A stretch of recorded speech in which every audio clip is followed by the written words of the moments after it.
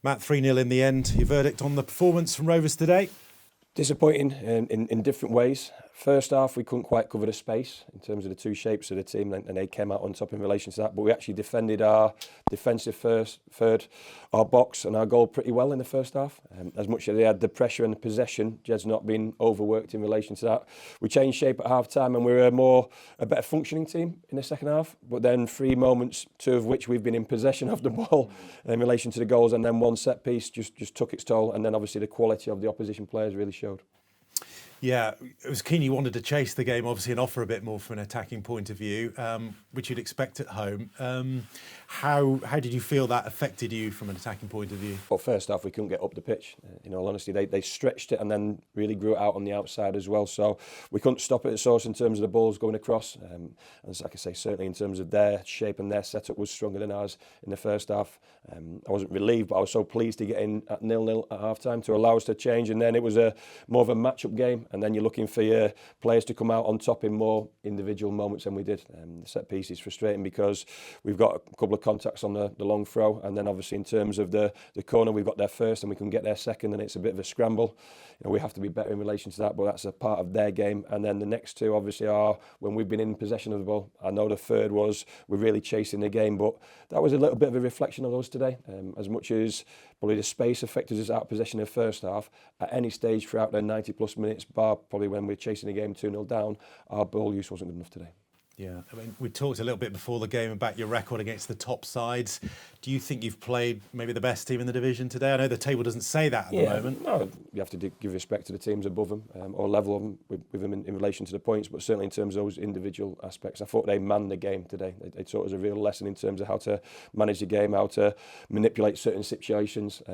That's why they've got the strength of Derby County at this level. It's there for all to see, and it was a stark contrast to where we were. Certainly, and we spoke before the game in terms of the inexperienced aspect of certainly our back line. They stood up to it pretty well first half, and then you're certainly looking at some of our bigger performers, better performers to come to the fore in the second half, and we didn't quite do that. Yeah, we talked about Luke Thomas before the game as well, and the fact that he could be out for a month or so. Really frustrating for a player who's been hitting really good strides and hitting his straps, hasn't he, in recent months? He has. We spoke about this. It's been a constant theme where people threaten to become good players and good form and good availability for a longer period, and then something sets us back.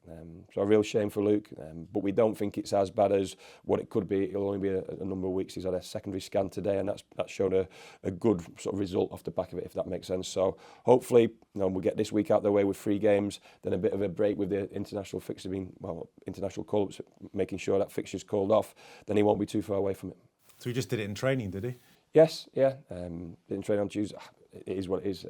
It's so strange because we've had himself and Brandon almost not carrying on in sessions, but just feeling a bit of tightness, and all of a sudden they go for a scan, and it's a 3 or 4 week job. Brandon's turned into 6 weeks. When you're thinking, they might miss a couple of days training with a tight hamstring. So we've got to investigate a few bits in relation to our training load, our loads, what we do in training. But the bottom line is I use that word, fragility of the squad is a physical one first. And too many of our players have been unavailable for too long this season. People talk about consistency. That is impossible with our injury record. Yeah, I mean, injury prevention is such a big part of the game. Is it something you can change in the middle of a season, or something that is set in pre-season? We can improve certain strategies and provisions, but I think you do your main work in the off-season and going into pre-season. I think that's where the crux of it, where you set your own standards, where you get your body set up for what's to come. I think in Luke's example, as so many of our players, it's just been a stop-start season, and everyone's threatening to find a rhythm like the team is, and then it falls down. You've got some miles to do over the next week or so with Fleetwood and Lincoln. How do you manage the squad? Have you got any resources becoming available, do you think, for those games?